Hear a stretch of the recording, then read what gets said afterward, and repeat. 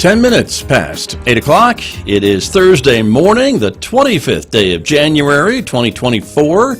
Good morning, everyone. I'm Scott Michlin, and thank you for tuning in to KSJE 90.9 FM right here in San Juan County, New Mexico. In Durango, Colorado, we broadcast at 103.3 FM. And anywhere else on the planet, just go to our website to tune us in. That's ksje.com. Or if you've got one of those smart speakers lying around, see how smart it is. Ask it to play KSJE, and it should do just that.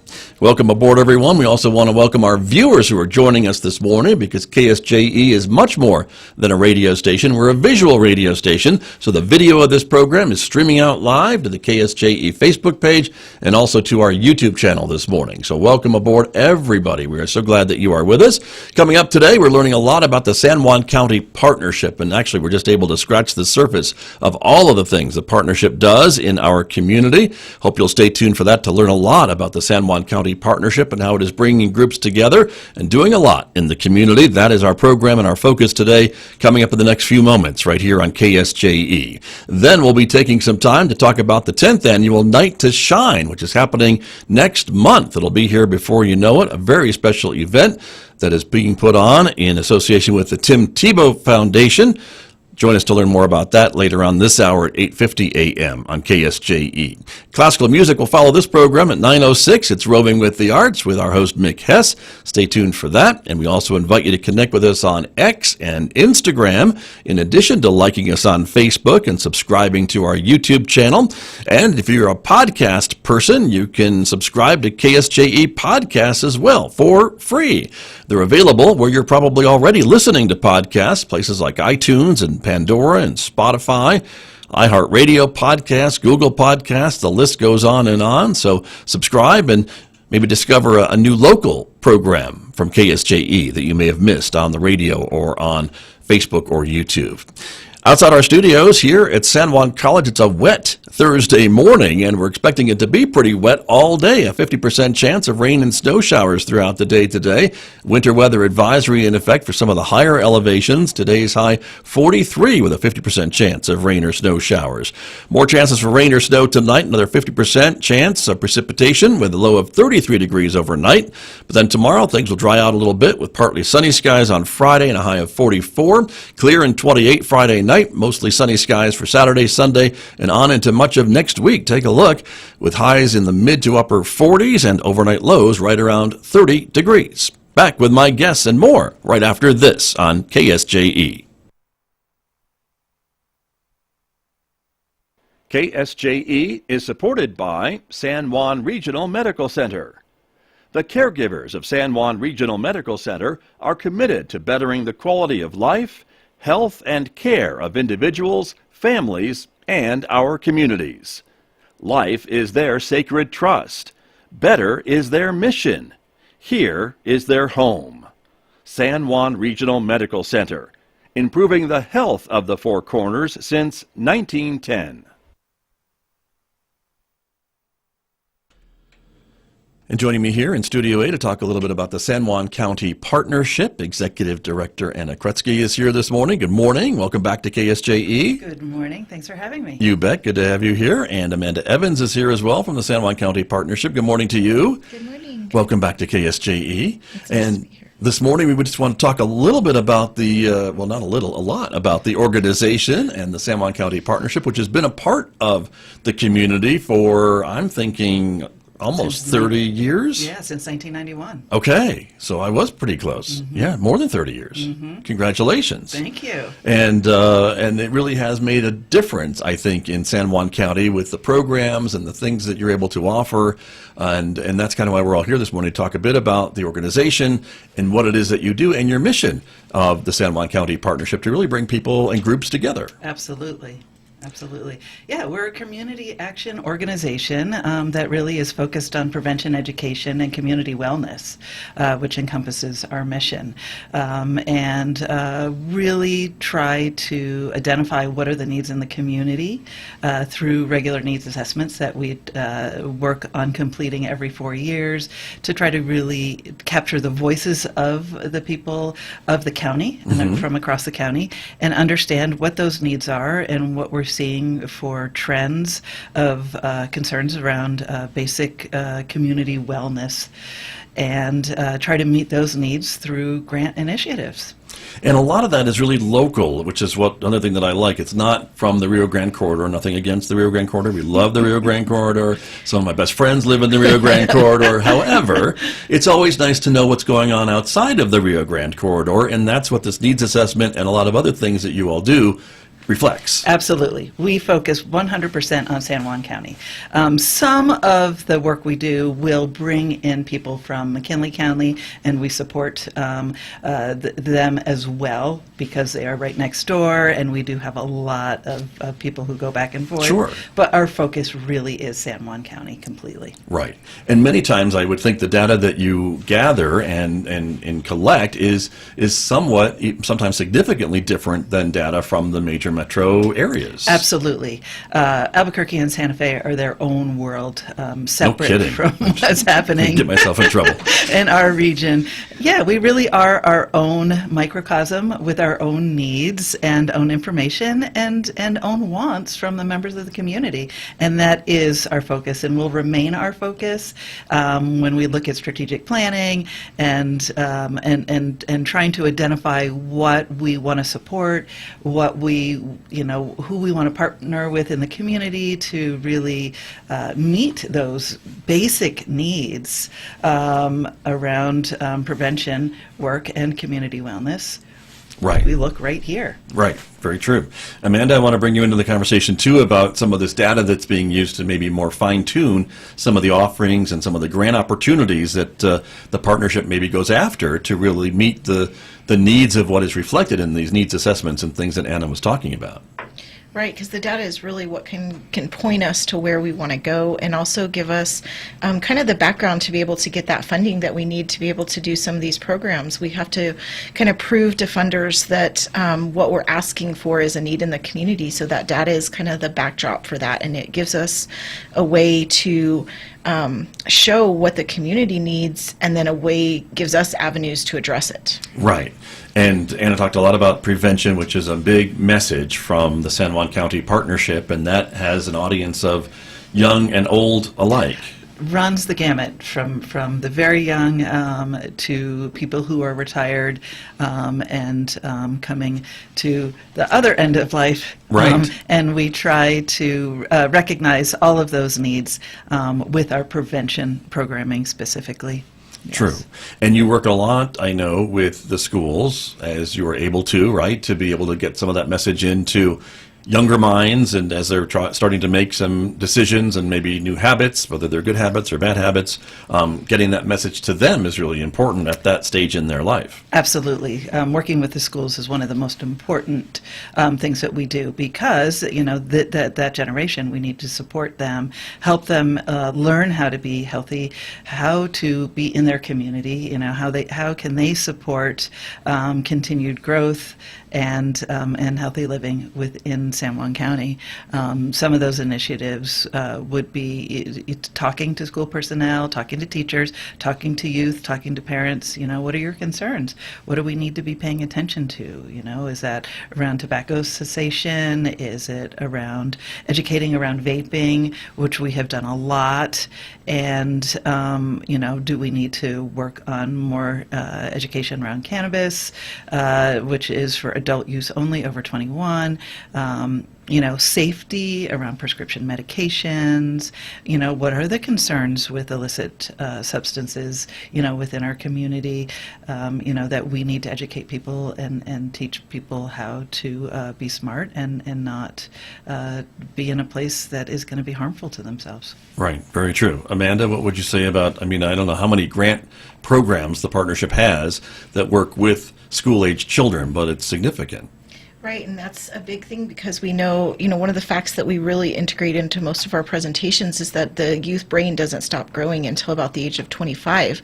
And so what we really want youth to understand is we're not just trying to be the bad guy and say, oh, don't do this activity.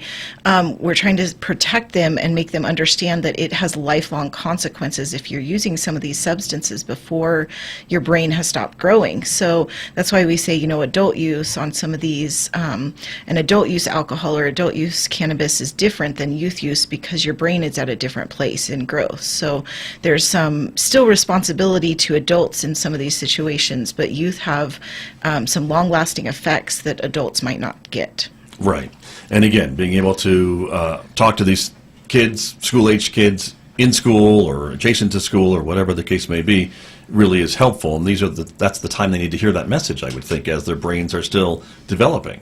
Right, and they're still forming those ideas. We get so many of our beliefs and ideas about these substances from not just our family, which is a huge portion. That's why we also involve parents, but also from the media, from television shows, from all these different avenues that may be giving them a message that isn't always accurate on the dangers of the substance to their bodies. Because, you know, we see alcohol commercials.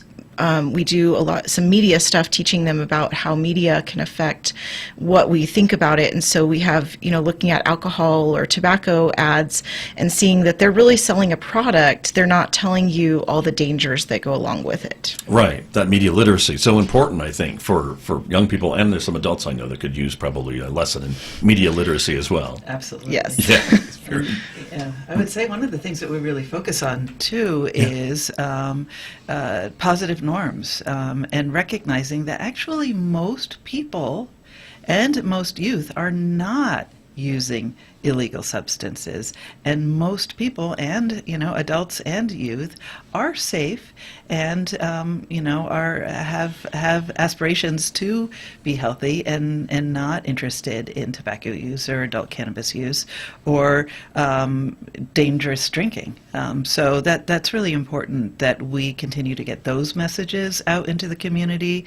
And Amanda really does a lot of the work for us, focusing on the media components and working to address that. And one of the things we have is a website that's called Be True to Yourself, that we're working to increase and sustain long term, that is for youth specifically, to help them have a place where they can learn more about the realities that most youth are not using. Right, which is, substances. I think, maybe a surprise to some of our audience who would think, well, I thought every kid was out in the hills on the weekends drinking and doing illegal things and what have you, and here we are telling you that no, most of them are not. Absolutely. I think, you know, we often hear about the bad things that are happening, Sure. and we don't often enough hear about actually the good things. And it's the things that you don't hear that aren't spoken of. And most people, you know, are really healthy people and trying to be their best and want to grow up and do really good things in their communities. Right. But again, to your credit, the San Juan County Partnership has done a marketing campaign to remind us about the majority of kids who are making the right choices and that they're not doing the wrong thing or making the wrong Absolutely. choices. And that's, I think, important to remind us, because you're right, the media, I think, plays a role in some of that. Because Absolutely. if somebody, you know, does something bad, obviously that's going to be news and newsworthy. I understand that. I think everyone does. But to maybe understand that that's not representative of the entire teenage population or tween population or whatever we're Absolutely. talking about. Absolutely. And that's really important. Yes. And Amanda, I know you, as Anna was saying, you've done a lot of work in this as well, and that's really important to remind all of us that most kids are doing the right thing. Right, and that's coming from them saying that themselves. Like, the data that we use is from the YRS, which is the Youth Risk and Resiliency Survey, and that's done consistently in the schools. And so we actually use, again, we go back to San Juan County data, not just statewide data, and they are the ones answering these questions saying, I'm not using on the weekends, you know. And so we take those numbers and then we translate that into a message that can be put out there, reminding them even that, you know, they may hear all the stories at school or something about all the kids that are partying on the weekends or doing this or that, and really some of that may not be true. It's a perception. And so we want to remind them that, you know, you guys are answering these questions. You're telling us what's true and what's not true. And so we can use that to make messages that really reinforce the good choices those kids are making. Right. Very true. I want to ask you too, Amanda, about that media literacy that Anna was talking about and how important that is. And I know I've seen examples of maybe some print advertisements and the kids were being asked to kind of look at those and see what maybe the message was supposed to be and what techniques were being used to get individuals, both adults and kids maybe, to buy that product. We do. We have classes going on right now, like at the Boys and Girls Club and different locations throughout the county. And they actually spend time not just looking at the media, but in the end, they end up creating their own kind of counter ads, is what we call them, to where it has the information that's kind of more true. Because we look at, maybe we compare it to a prescription drug ad where you get all the symptoms at the end, like this can cause, 50 different side effects. Sure, right. Right. And so you might add in some of that to alcohol, to an alcohol ad, and say, well, here's also the dangers that you're not talking about, or what is that underlying message that you're trying to teach. And so the kids really get hands-on experience being able to not just identify it, but put it into practice as well. Right. And again, a lot of these programs that we're talking about are grant funded. In fact, I would think most of them probably are, and maybe they're repeatedly grant funded and based on the data that you provide back to these funders, and I don't think you'd keep getting these grants if these funders didn't think you were doing and getting results, right? No, absolutely. Actually, one of the things that is pretty amazing, if you look at the data, especially over the past 30 years, we are seeing a decrease in alcohol usage, drinking and driving, a decrease in tobacco use, significant. We don't know about vaping right now. We need to get more accurate data. That's relatively new, though, right? It is fairly new in terms of tracking. Yeah, and it's fairly new product. So we're all sort of trying to wrap our heads around, and there's a lot of new science around the dangers as well. So we're trying to wrap our heads around that and get that information out into the community. But we are a 100% grant-funded organization. Currently, we have 19 grants, so it varies, and half of those grants are around prevention. We receive funding from federal grants, from state grants, from the city of Farmington, and sometimes we work very closely with the county, but sometimes there's funding directly from them, with some grant funding as well. So we really look to maximize and diversify that funding stream in order to continue to do the good work we're doing. Right, very true. But what I'm hearing from you is that slowly you are putting yourselves out of business if that is our things goal. Are going down. Absolutely. The ultimate goal is that we would no longer need prevention because people just take care of themselves, have healthy lifestyles, have all of their needs met, and we can all just be happy citizens. Right, but human nature being what it is, I think we're going to be around for a long time. You and I talking. Yep, I think so. All of us, but that's okay. But it's nice to see these numbers going in the right direction. It is, and then we can start to fine tune. Where is that messaging that we need to really focus on? What does that look like? What do we need to look at next? And so all of the data that we collect from various sources across the state and within the county, and we do highlight all of these so everybody can look at this data and utilize it themselves at sanjuancounty.data.org. Right. Very good. And there's a lot in there, I think, if you so go poke around on that website. Yes, and there's even trainings on the site in order to learn how to find data yourselves from different places to access. Right.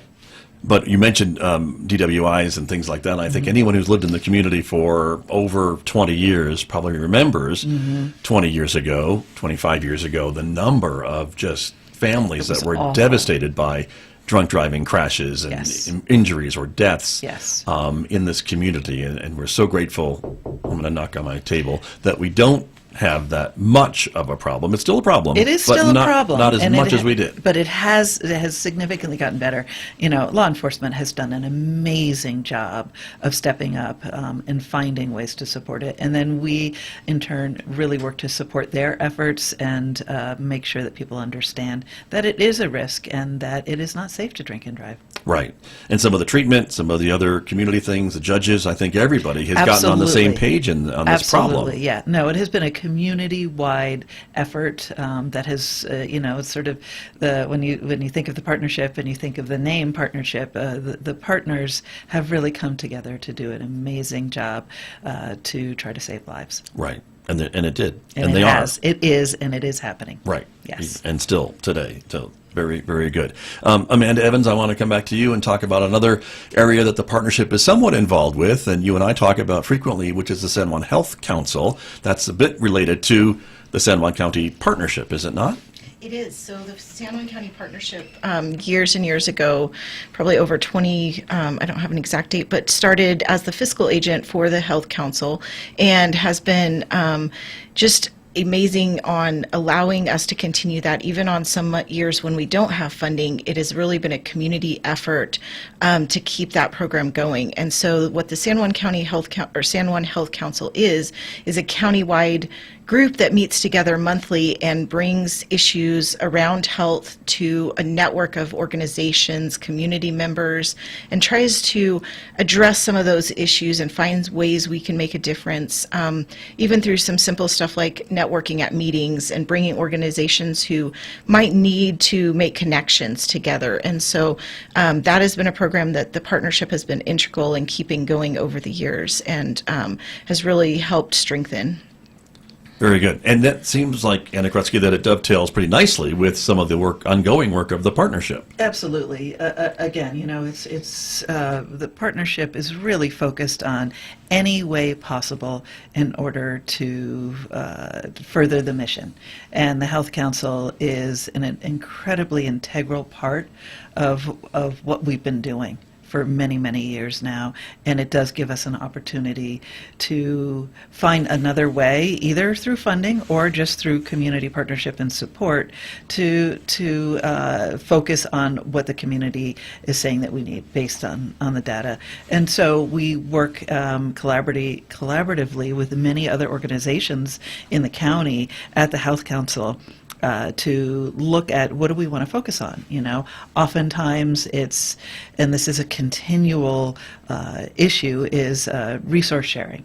How do we get out to the community, all the resources that are available, and they're changing, So the Health Council is one way to invite new organizations to come in and talk about what they're doing, and also give a place that we can take their information and disseminate it around the community and support those initiatives. Right. So super important. Very important, and glad that it's a part that you both are partners together. Absolutely. Is what I'm trying to say over here. That's true. One of the things I wanted to mention, too, is the conference that the partnership helps to put together, and that is the Creating Cultural Harmony Conference, and that is something that's been ongoing now for, again, decades. Absolutely. Celebrating the multiculturalness of our region. Absolutely. It's one of our most, it's one of the most fun events to be part of. We do one every 2 years, and we look to the community to see what the needs are around training and cultural diversity and celebration of culture. We work really closely with the city of Farmington, and try to bring together a group of people every couple of years to talk about who would we like to present, what would we like our focus to be, and what are the training needs. So at that particular event, we offer continuing education credits, so CEUs for preventionists in the community, or from across anywhere they want to come in the state of New Mexico, and for social workers and counselors and substance use providers. We also offer those continuing education units to support their licensure in the community, and we try to keep it at a reasonable price. It's a full 6 hours of continuing education, and we definitely are,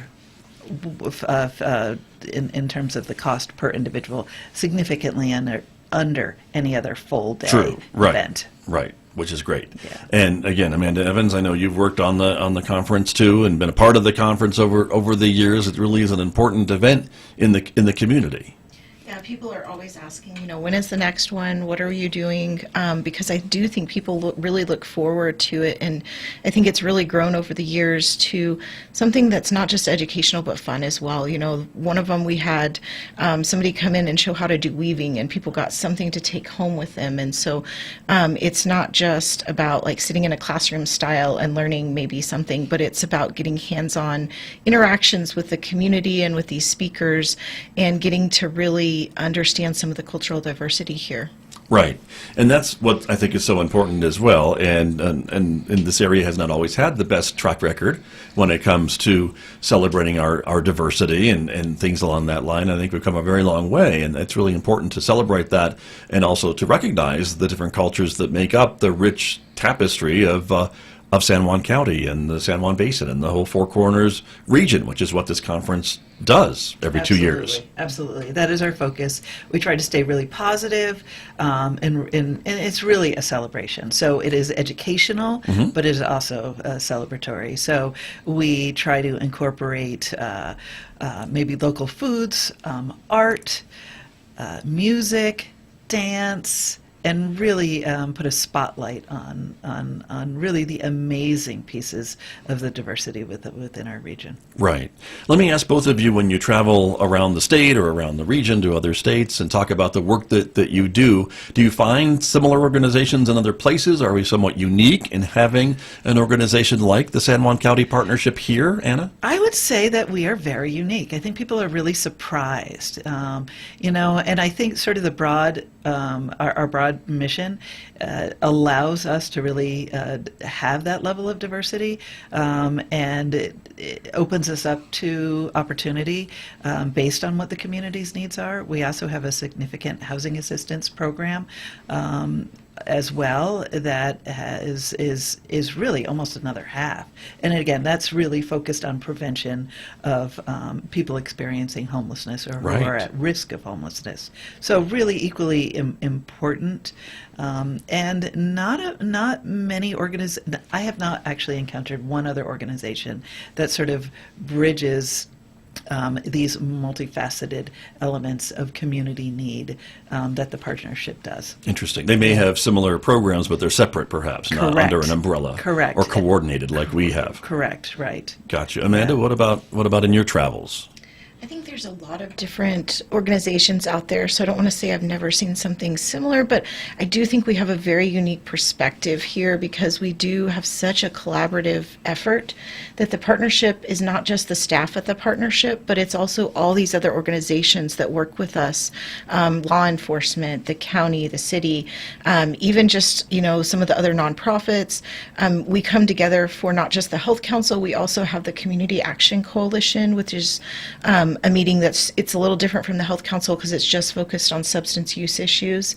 But that brings together treatment, intervention, prevention, just community people who are interested in those subjects. And so we do have a very strong collaborative effort throughout the community that I do think is missing from some other places, but I do think is really special to our community. Yeah, I do too. And I'm so glad Anna brought up the housing program because I think that's so important because we always hear in our community that there is a lack of affordable housing. And when I talk to folks moving into the community, they're just wondering, where do I find apartment, a house, something that I can afford for me, for my family, whatever the case may be. Yeah, it's so big, it's hard to even sort of encompass, where to start. So, the work we do is really focused on that prevention component, trying to prevent people from needing to be in a shelter or needing to find people to live with.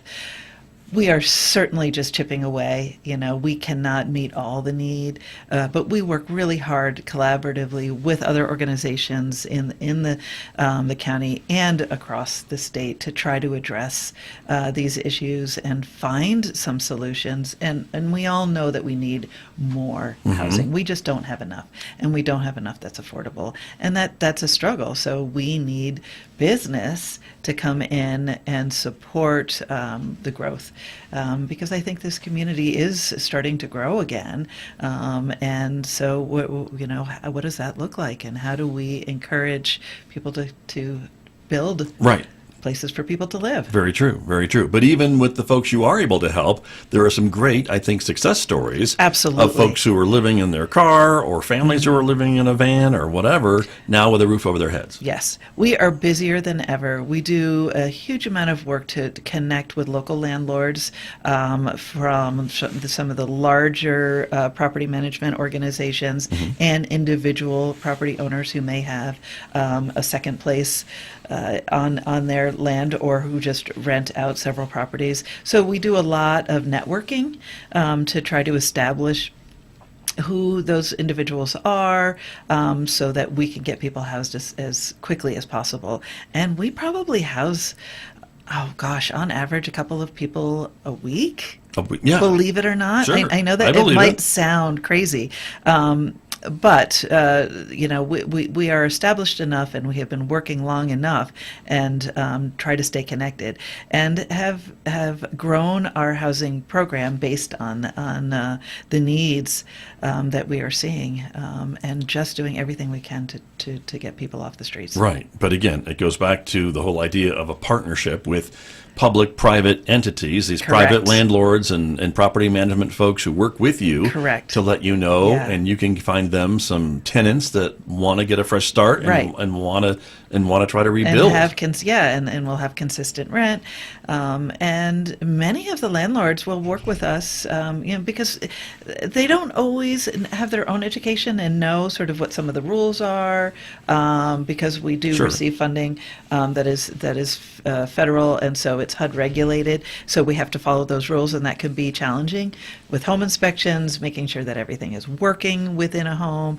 and that all the outlets are working, and there aren't any issues, that the heat and there's hot water, and that the appliances are working correctly, that the exhaust fans in the bathroom, things of that nature, which are actually standard.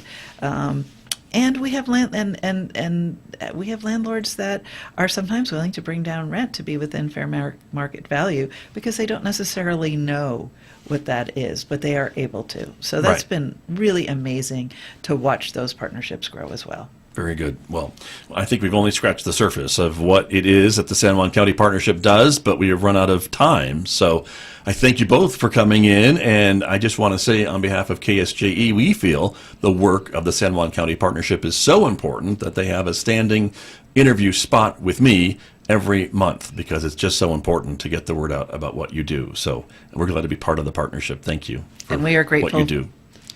Thank you. You're welcome. Anna Krutsky and Amanda Evans, my guests this morning from the San Juan County Partnership here on KSJE.